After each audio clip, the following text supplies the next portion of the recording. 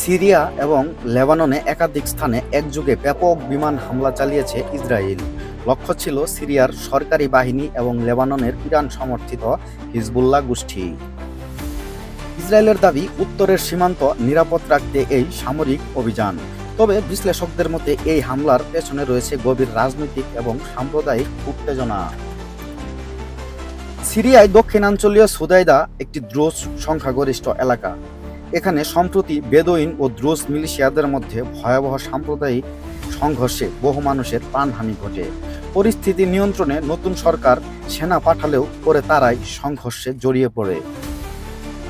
গত ডিসেম্বরে president Bashar আল আসাদকে সরিয়ে ইসলামপন্থী বিদ্রোহীদের একটি জোট নতুন সরকার গঠন করে।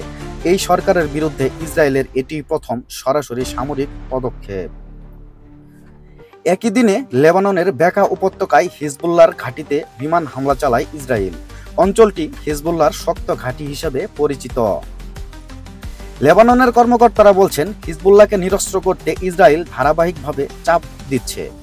মাত্র কিছু মাস আগে হালকা যুদ্ধবিরতির শর্তে একটি চুক্তি হয়েছিল, কিন্তু ইসরায়েলের এই হামলা সেই চুক্তিকে এখন প্রশ্নের মুখে ফেলেছে।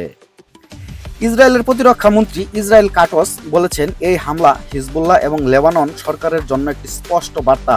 তাদের সামরিক শক্তি পুনর্গঠনের যে কোনো প্রচেষ্টা কঠোরভাবেই প্রতিহত করা হবে। সিরিয়া, লেবানন ও ইসরায়েলের মধ্যে জটিল রাজনৈতিক ও সাম্প্রদায়িক টানাপোড়েন এখন আরও ভয়াবহ রূপ নিচ্ছে। এই উত্তেজনার মাঝে আন্তর্জাতিক কূটনৈতিক প্রচেষ্টা আদৌ কতটা সফল হবে তা সময়ই বলে দেবে।